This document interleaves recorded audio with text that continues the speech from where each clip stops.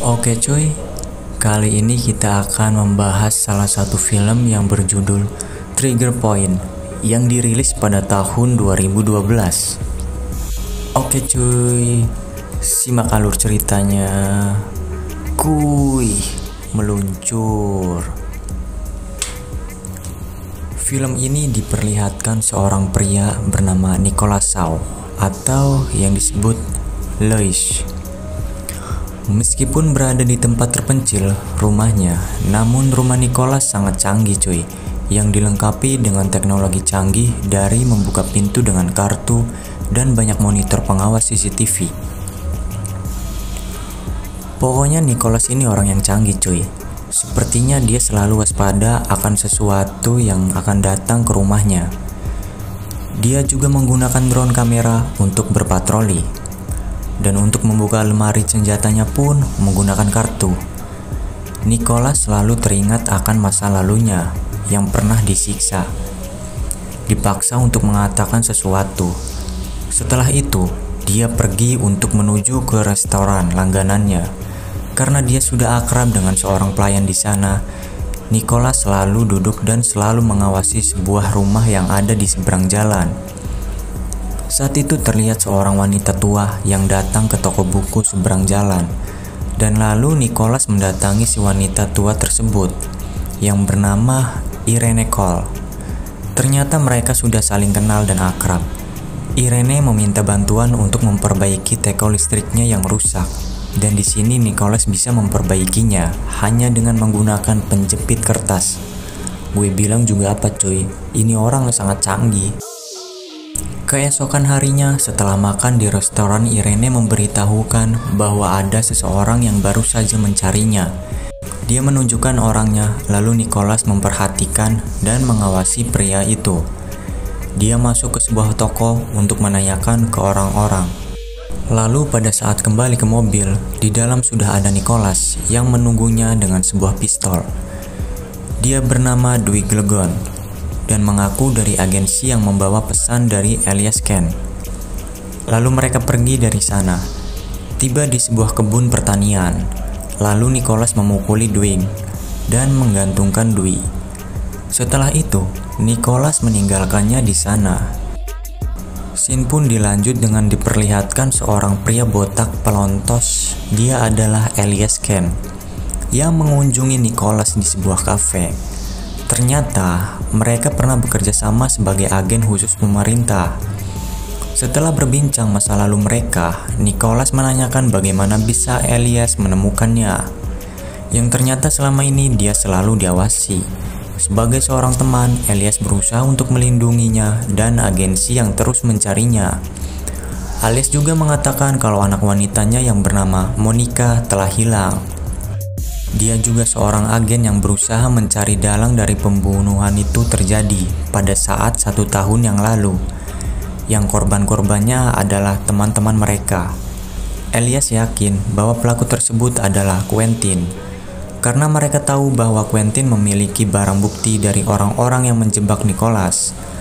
Lalu Elias meminta bantuan ke Nicholas untuk mencari atau menemukan Monica. Setelah itu mereka berdua pergi ke kebun pertanian, di mana Dwight sudah hampir tewas, lalu mereka menyelamatkannya. Elias kembali meminta Nicholas untuk kembali bertugas mencari dalang pembunuhan yang masih misterius, dan memohon agar Nicholas dapat membantunya. Sebagai teman untuk menyelamatkan putrinya, Nicholas setuju, tapi Nicholas tidak mau kalau Dwight ikut bergabung. Dalam perjalanan, Nicholas menunjukkan file dari 8 orang yang dibunuh dalam 5 hari. Juga teman-teman mereka. Disebutkan juga betapa rahasianya agensi mereka sehingga orang terdekat pun tidak ada yang tahu jika agensi mereka atau ada. Elias juga penasaran dengan masa lalu Nicholas yang berhasil kabur, tetapi dia tidak mengingat apa-apa selain dikekang dan disiram air. Mereka datang ke apartemen tempat tinggal Monica dengan maksud untuk menemukan petunjuk dari sana. Saat itu Nicholas menemukan puntung rokok yang sama dengan milik Elias, yang ternyata Monica juga menyukainya. Karena sudah turunan dari bapaknya itu yang pelontos, lalu dia menemukan sebuah pistol yang tersembunyi di dalam laci. Lalu tiba-tiba ada yang menembak dari luar jendela. Beruntung, tembakan itu meleset, lalu mereka mencari pelakunya, yang ternyata telah pergi dan mereka hanya menemukan mayat seorang pria. Di dalam perjalanan, Elias semakin yakin bahwa pelakunya adalah Quentin. Karena Quentin adalah orang yang jahat akan melakukan apa saja untuk mendapatkan keuntungan. Menurut Nicholas, bukanlah Quentin. Karena pemburu mereka sama saja bunuh diri. Pasti orang lain. Lalu mereka memutarbalikkan mobilnya dengan alasan mau potong rambut. Mereka mampir ke barbershop di pinggir jalan, dan ternyata si tukang cukurnya adalah seorang informan. Nicholas bermaksud mencari informasi pelaku pembunuhan dan menurut pria botak itu bukan Quentin pelakunya. Karena mereka sama-sama tahu bagaimana Quentin bekerja. Dia tidak tahu di mana lokasi keberadaan Quentin, hanya mempunyai informasi tentang orang yang dikendalikan olehnya. Dan mereka pun pergi dari sana. Saat tiba di sebuah tempat, Nicholas langsung saja menyabotase sebuah CCTV dengan menggunakan handphone canggih miliknya. Emang canggih nih orang. Lanjut, setelah itu mereka diizinkan masuk dan langsung saja menemui bosnya. Nicholas memperhatikan rokoknya yang mirip dengan kesukaan Elias. Dia menjelaskan tentang asal rokok itu dan menurutnya hanya 2 orang yang dia kenal mengisap rokok seperti itu. Yang pertama adalah Elias dan yang kedua adalah Monica. Pria itu mengecek CCTV dan melihat security-nya yang sudah tewas. Lalu dengan panik dia menyuruh anak buahnya untuk menembak Nicholas. Tetapi tidak semudah itu, Nicholas berhasil menghindar dan merebut pistolnya. Dengan ditodongkan senjata, pria itu mengaku sedang mensandera Monica di tempat pertanian, yaitu yang terdapat banyak rumah kaca. Setelah mendapat cukup informasi, Nicholas lalu menembaknya hingga tewas. Keesokan hari mereka berdua pergi ke kebun pertanian yang terdapat banyaknya rumah kaca tersebut. Elias menunggu di mobil sementara Nicholas pergi ke sana. Nicholas kembali menggunakan handphonenya untuk menyabotase kamera CCTV dari kejauhan. Yang gue tanyain, dia beli handphone itu dari mana ya coy? Canggih bener dah. Oke, lanjut. Lalu diam-diam dia mulai memeriksa rumah kaca.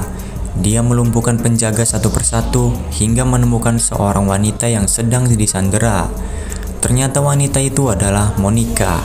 Monica tidak mau pergi tanpa membawa sebuah berkas yang mereka cari selama ini. Dan mereka mencarinya terlebih dahulu. Adegan tembak-menembak pun tak terhindarkan. Hingga mereka berhasil masuk ke ruangan yang terdapat berkas yang mereka cari di sebuah komputer. Dan HP Nicholas yang serba bisa ini pun kembali dapat menggugurkan komputer itu. Nicholas berhasil mendownload data yang dibutuhkan, lalu tiba-tiba Monica menodongkan pistolnya ke Nicholas. Ternyata Monica dan Elias telah bersekongkol untuk memanfaatkan keahlian dan kecanggihan Nicholas yang dimilikinya demi mendapatkan file itu.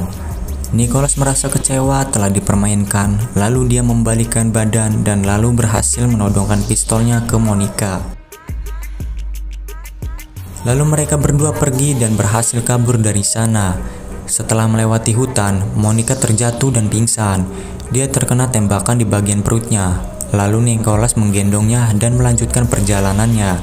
Di sana Nicholas menemukan sebuah gubuk kecil yang kelihatannya tidak terpakai lagi. Lalu Nicholas mencari P3K untuk mengobati luka Monica. Kemudian saat Monica sadar, dia merasa aneh. Nicholas tidak membiarkannya mati. Tentu saja Nicholas sengaja karena ingin tahu alasan Monica menodongkan senjata ke dia sebelumnya. Dia tidak menyangka kalau Monica melakukan itu, lalu dia mulai merakit senjata dengan peralatan seadanya di sana.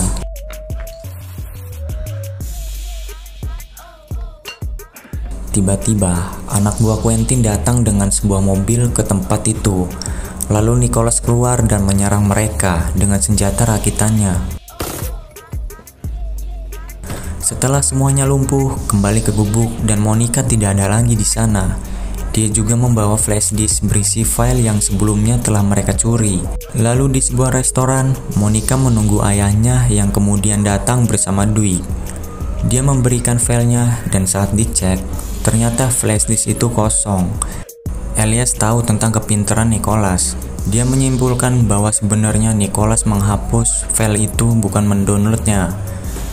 Lalu saat itu Elias memutuskan untuk mencari dan membunuh Nicholas sebelum dia berbalik menyerang mereka. Sementara itu Nicholas datang ke sebuah bengkel untuk meminjam telepon. Lalu dia menghubungi seseorang untuk memesan buku dengan nomor akun Wak Ching Chong Gemplak Gemplong. Setelah itu dia meminta tumpangan kepada montir untuk mengantarkannya dan kembali mengingat saat dia ditanyakan siapa Quentin dan di mana lokasinya. Lalu dia tersadar karena mereka sudah sampai di tujuan. Dia turun lalu pergi ke toko buku langganannya. Di sana Irene sedang melayani pembeli. Lalu Nicholas menanyakan buku pesanannya apakah sudah datang. Lalu Irene memberikannya. Ternyata orang yang ditelepon Nicholas adalah Irene, yang sebenarnya juga sebagai seorang mantan agen. Isi buku itu adalah isi tentang dalang balik pembunuhan yang dimanfaatkan untuk Quentin untuk mengeluarkan mereka. Perlahan Nicholas mulai mengingat semuanya, bahwa dia hanya ditanyakan tentang Quentin, bukan nama-nama orang yang dibunuh. Jadi ada orang lain yang membocorkan itu. Lalu Nicholas pergi dari sana dan pulang ke rumahnya. Setibanya, ia langsung membuka isi buku itu dan memasukkannya ke laptop. Sambil menunggunya, ia mempersiapkan senjatanya. Dan sementara itu, Elias dan Dwight datang ke restoran langganan si Nicholas. Dia mencari informasi tempat tinggal Nicholas pada pelayan di sana. Tetapi dia juga tidak pernah tahu alamatnya. Wanita itu kemudian menyarankan untuk bertanya ke Irene ke toko buku seberang jalan. Lalu mereka berdua pergi dari sana. Kembali ke Nicholas, dia masih menunggu gambar yang masih dalam proses download. Lalu dia mengeluarkan puntung rokok yang sebelumnya diambil dari apartemen Monica. Dia mencium aromanya dan kembali mengingat saat itu ada pria yang merokok. Lalu semakin jelas bahwa dia adalah Elias.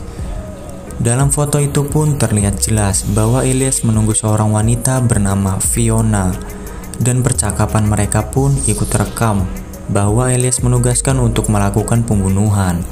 Lalu tiba-tiba peringatan bahaya muncul di handphonenya dan menunjukkan kamera CCTV di toko buku. Dia mengambil senjatanya lalu bergegas ke sana. Elias mulai menanyakan tentang Nicholas. Dia menodongkan pistol dengan menyebut Irene sebagai perantaranya. Dia menanyakan lokasi rumah Nicholas, tetapi si nenek tua itu tidak ingin memberitahunya. Dia yakin bahwa Nicholas sedang dalam perjalanan ke sana, jadi tidak perlu repot untuk mencarinya. Lalu Elias menembaknya. Nicholas sudah siap di posisinya. Dengan drone-nya, dia menembak dua orang anak buah Elias. Dwight melihat drone itu lalu menembaknya, lalu menampakkan diri, lalu Nicholas bisa menembaknya. Elias juga terkena tembakan di tangannya. Lalu pergi ke restoran dan kemudian menyandera seorang pelayan. Dia memasukkannya ke mobil, lalu dia pergi dari sana. Nicholas terus menembaki mobilnya hingga bannya pecah. Tetapi seketika Monica muncul dan ingin menembaknya. Lalu Nicholas memberitahukan bahwa tentang dalam pembunuhan. Dia memberikan handphonenya agar Monica melihatnya, bahwa ayahnya lah dalang semua ini, dan dialah yang menugaskan Fiona untuk membunuh. Monica tidak percaya. Lalu Nicholas memintanya untuk mendengarkan rekaman percakapan mereka. Nicholas pergi dari sana lalu mengejar Elias. Dia menemukan mobilnya telah berhenti di pinggir jalan, dan beruntung pelayan wanita itu masih hidup. Dia melanjutkan mengejar Elias, lalu mereka saling menembak. Nicholas mengikutinya hingga ke tepi pantai. Akhirnya Elias tidak bisa berlari lagi. Lalu ketika Nicholas akan menembaknya, tiba-tiba Monica datang. Dia ingin mendengarkan semuanya langsung dari ayahnya. Tetapi saat itu Elias tidak bisa berkata apa-apa selain meminta maaf kepada anaknya. Lalu Nicholas menembaknya. Setelah beberapa hari, Nicholas menelpon Irene yang ternyata masih hidup. Nicholas menyadari dengan membunuh Elias belum mengakhiri semuanya. Dan saat itu Irene juga sedang mengawasi Monica. Lalu Nicholas berpamitan untuk mengurus bisnis dalam beberapa minggu. Dan film pun tamat. Waktunya ngopi sama ngudut cuy. Oke cuy, itu aja ya simak alur ceritanya. Semoga bisa dapat menghibur kalian semua.